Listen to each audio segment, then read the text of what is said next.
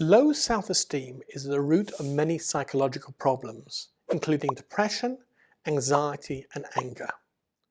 Feeling bad about oneself is very painful. To avoid this pain, people often develop coping behaviors.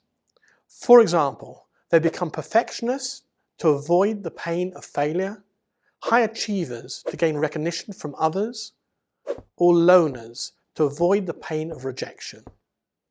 These coping mechanisms may have short-term benefits, but they never resolve the underlying problem. I'd like to share 4 approaches that can be helpful in raising self-esteem. The first is increased self-awareness. An important first step is to gain greater awareness of self-critical thoughts and their source. These critical and torturous statements are often subconscious and habitual. Uncovering their origins, which are frequently from childhood or teenage years, makes them more understandable. For example, a person who feels useless may trace these feelings back to a traumatic experience, time of failure, or critical remarks from the past. They can then understand that these critical voices are not voices of truth, but are learned from an external source.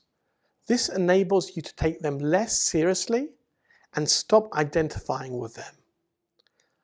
The second is challenge critical thoughts.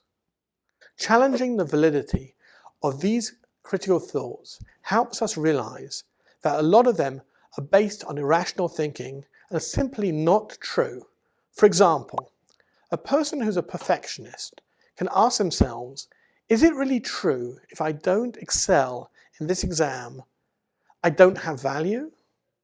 A loner can ask, is it really true if someone doesn't like me, I'm no good? In this way, we can develop a more realistic attitude and become less controlled by our critical thoughts. Third, express our inner feelings. It is common for feelings of low self-esteem to be guarded as a secret. Sharing these feelings with a supportive person helps to normalize them. Psychotherapy places great emphasis on creating a trusting relationship which enables a person to share these feelings fully. Role-playing techniques are also used in therapy to help express these feelings and resolve negative experiences from the past. This is done by a person visualizing the painful experience that is at the source of their low self-esteem and verbalizing their thoughts and feelings.